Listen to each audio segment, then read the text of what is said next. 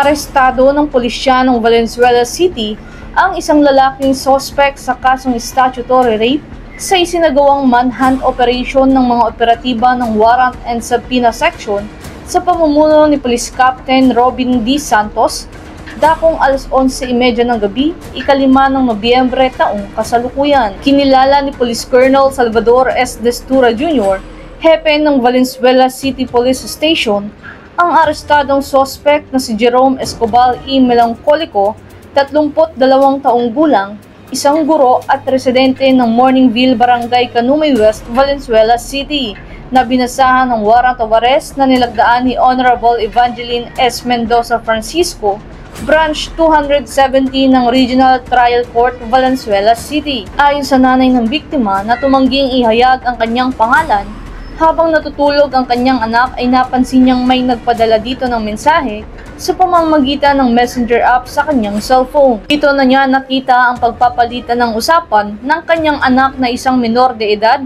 at ng suspect na kanya pa mismong guro sa paaralan, gaya ng pag-aaya para kumain sa labas, pag-aaya sa simbahan, hanggang sa ayain na ito sa hotel. Nabasa rin ng ina ang mensahe na buti na lang naregla ka, na siya namang ikinagalit nito at sumugod sa eskwelahan patungo sa principal's office.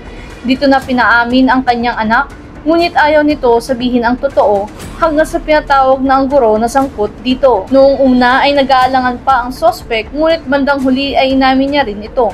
Matapos ang nangyari ay nagtago na ang suspect dahilan upang magsampa ng reklamo ang inalaban dito. Kalukuyan ng nakakulong sa kustudiya ng Valenzuela City Police Station ang suspect habang hinihintay ang kanyang commitment order matapos sumailalim sa medical examination. Ako po yung nagpapasalamat kay Police Colonel Salvador Salazar Destura Jr., Chief of Police, at sa buong kapulisan ng Valenzuela City sa agarang aksyon na ibinigay nila po sa amin.